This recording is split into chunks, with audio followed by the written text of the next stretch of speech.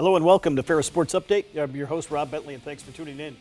On today's show, we'll update you on Bulldog Softball as they continue their spring season. We'll check in with Ferris State Golf as the men won the GLIAC Championship this past weekend, and we'll preview the Ferris State football spring game this Friday. We'll start first, though, with Bulldog Softball, and joined by head coach Jake Schumann. And Coach, welcome to the show. Thanks, Rob. Appreciate it. It's been an exciting season for your team. Maybe just talk about the improvement your team has made as a program from year one to year two. Big strides.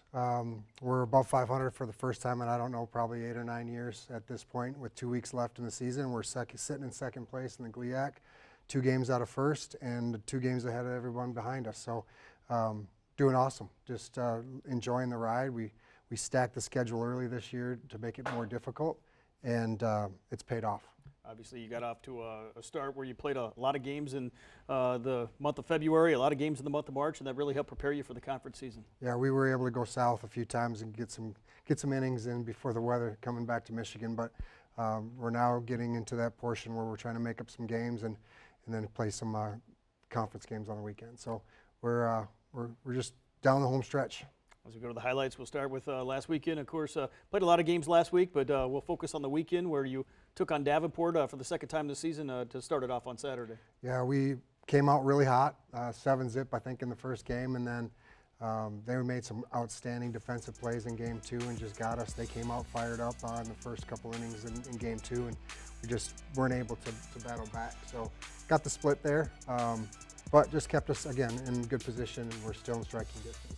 How exciting was it for your kids to be able to play at home in front of the home fans here for one of the few times this season? We always have big crowds, and we finally got some food out there. We got Fat Matt's food truck out there selling food to everybody. But crowds have been huge, comparable to where when we go on the road. But it's exciting, especially on a nice, beautiful day like that. Got a win in the first game, and Davenport a good ball club, and they came back and put together a nice game in the second game. Yeah, they're really good. They hit well, they field well, they pitch well. You know, they're right in the middle of the pack as well, so they're in the hunt as well. How much of a factor has the pitching been this year for your team, just to be able to keep you in competitive games? Huge. Erin Gallagher's our only senior, and she's been outstanding. I think she's probably been nominated for Pitcher of the Week every week. She's done an outstanding job. We have freshman Ashley Webb, who's equally as good, just shut out Grand Valley on Sunday. And, you know, then we have Izzy Regner and Riley Heist and Sophie Wisniewski, and the loss of Catherine O'Donohue was big for us, but the other girls have kind of picked up that slack. Obviously, you got a split against Davenport, then you had to face Grand Valley State for the second time this year, and a great rivalry and 2 very competitive games. Yeah, I don't know when the last time we beat them twice in a season was. I'd have to look that up, but tight games. I think it was 2-1 here, or when we played here, and then it was 2-1, and then 1-0 down there in Allendale. So hard-fought defense. Pitching was great.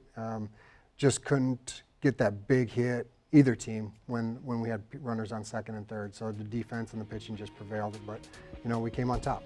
We go to the highlights here of Game 1 at Grand Valley State. One of those games where it felt like maybe the next run was going to win the game. Yeah. That's the constant feeling, and you just kind of preach execution. You know, we're going to take care of us and what we do, so if we need a bunt or steal or hit and run, you know, that's what we preach. And, you know, these games down the stretch are going to be no different. Obviously, you've had some kids maybe at the top of the lineup, but it seems like every game a different kid capable of really providing some offense. Yeah, we're pretty talented with the stick. When we put it all together, we're going to be really hard. We put 7 runs up against Davenport the other day, but you know, Ella McDonald's leading us off. She was out for about 2 or 3 weeks, and has come back really well.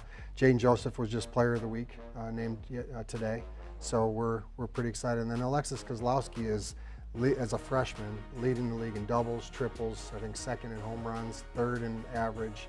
If she doesn't get Freshman of the Year or Player of the Year, she's going to get one of them. She's had an outstanding season, and she's a big-time player for us.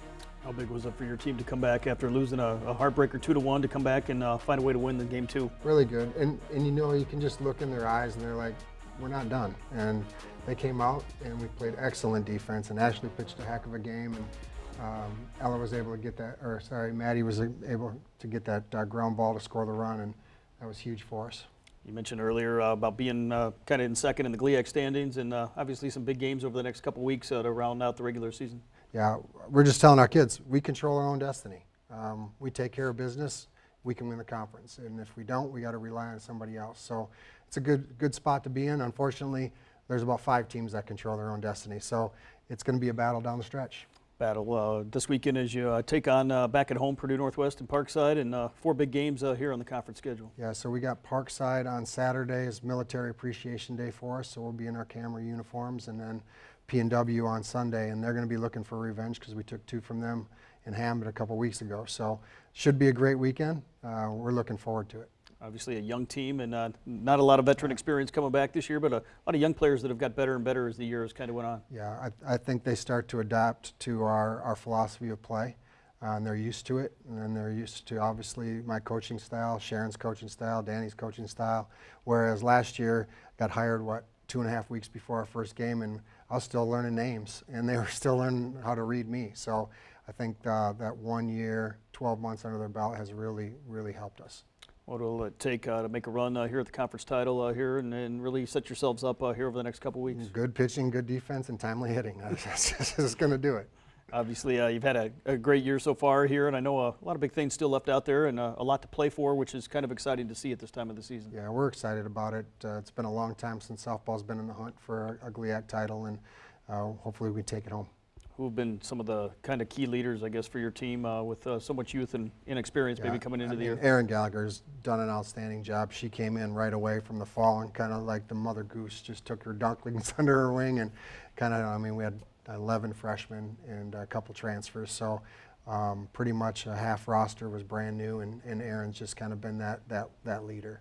And then, you know, our freshmen are playing outstanding. Alexis Kozlowski, who I've mentioned before, but Emma Gillard came here to pitch, and she's pitched 1 inning, I think, so she's solidified our shortstop job, but she's hitting like 350 and doing a great job with the stick. So, and then Ella's doing outstanding, you know, leading off for us.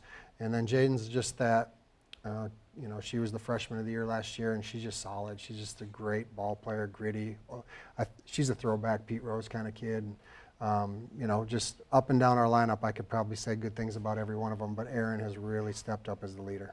I know obviously you've had some success on the field, but here in the first year, maybe talk about the efforts they've made in the classroom and obviously in the community. Well, we got the athletic banquet tonight, and I think we got 7 or 8 of them that have a 3.7 GPA or higher, so we'll go and enjoy that, and we'll honor their efforts in the classroom. You know, that's what our program's known for. Our kids are smart kids, they're good kids. A lot of nurses, so a lot of hard classes, so their nose is in a book if they're not have a glove or a bat in their hand. So we're excited about the banquet tonight, and we can honor them. Well, Coach, thanks for the time. Congrats on the great start, and best of luck as you come back home this weekend. I appreciate it. Thanks. We'll be back with more Ferris Sports Update right after this.